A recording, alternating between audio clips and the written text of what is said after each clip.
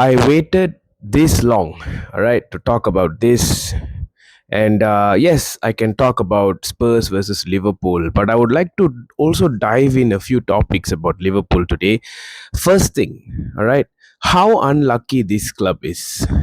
All right, with all honesty, as a football fan, most of you know I'm a United fan, but I'm just being a football fan, a neutral perspective of what's happening in Liverpool Football Club.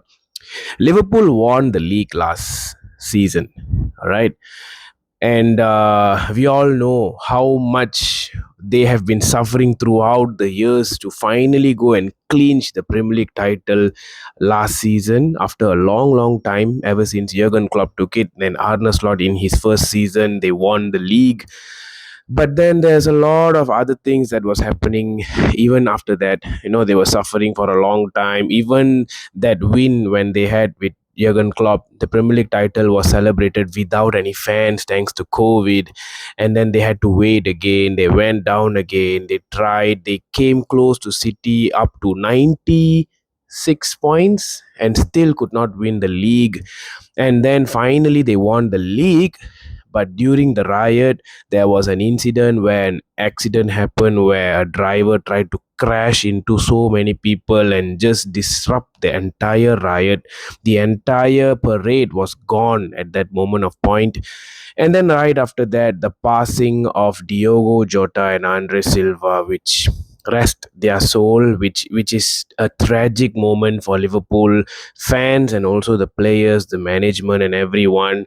And then the entire league title was just that happiness just got buried after this incident happened, and it's being emotionally affected every single player that is in the club. And then Liverpool somehow they had to spend. Arne Slot wanted to spend. They brought in two good signings, not to say good signing, two extremely good signings, and also not forgetting Akatike, Kirkes, Frimpong, right? I'm talking about Isak and Wirtz, all right? The amount of money that they splash on them, bringing them into the club, and Liverpool fans was all over the moon. Yes, finally, man, we are the club that is trying to fight for the title again, and everyone was so excited. And then they started the season, and first 5 6 games it was just ups and downs, but they were getting points. They were undefeated for the first 5 games, getting a straight 5 wins. And right after that, they started falling off. They started falling off badly. The two expected signings who should be delivering was not delivering, and things were going bad. And then suddenly there was news with Mohamed Salah having an argument. He coming out into the press talking about Arne Slot, the entire Liverpool team, and how he's unhappy. And then there was an injury to Frimpong, who had not started well, and Kirkes was not playing well. Isak and Wirtz have not been delivering. The only good signing so far for them is Akatike, and then the dropout of McAllister, who last season was amazing. This season he is not amazing. Konate and Van Dijk, who was the best two defenders last season, this season they are not. Ellison Becker went out injured. So you see the amount of things that I'm talking about this Liverpool team. And then finally they somehow sort this out. Mo Salah apologizes to his entire team. He went to the AFCON. Liverpool started winning again. The game against Brighton, they win, and then they went to Spurs, and finally Akatike passed a ball to Wirtz, and Wirtz with a beautiful assist to Alexander Isak, who scored his first Premier League goal of the season, and now he fractured his leg. All right, he had a fibular fracture. I think it's about his ankle area, and now he's out probably for the season. And yeah, so I'm sitting here as a neutral fan and I'm thinking, wow, how unlucky is this club? Why is it always them? All right, like Balotelli once said, why always me? All right, so it has been bad. Although they won that game, for those Liverpool fans, I hope you are honest enough. Please do listen this out. Spurs were down 10 men. All right, and even in 10 men, Spurs were looking a better team.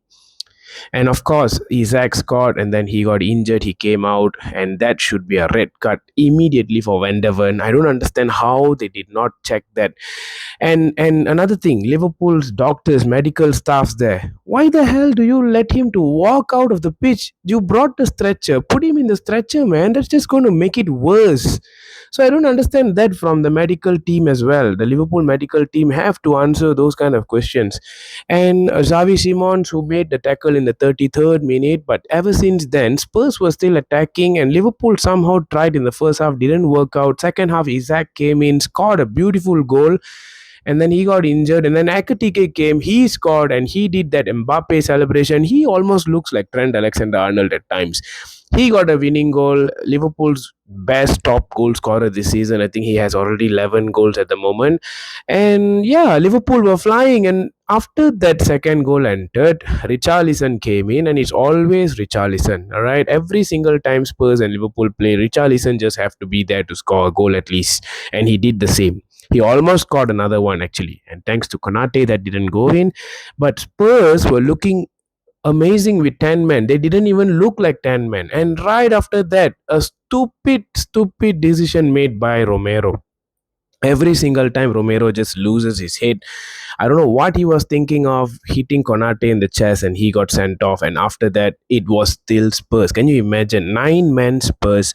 Liverpool had 11 men, and Spurs were looking a better team. Liverpool were panicking all over the pitch, and this is where Arne Slot. Why the hell you don't bring in Chiesa? You brought in Frimpong to play on the left wing, on the right wing, and yes, he can do well, but he's not a winger. You have a natural winger in Chiesa. Why the hell you don't play him? I just don't understand. Somehow, Liverpool won that game. But now I waited this long to do review about this game is because of the Isaac injury update. I wanted to get an update of that injury, and now looks like he undergo his surgery, and he is most probably in the rehabilitation state. And I think it's not going to be easy recovery, especially for Isaac, who has been injury prone ever since in Newcastle as well.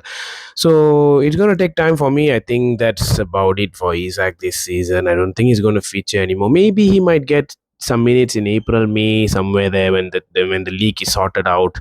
And yeah, you have to start back fresh next season.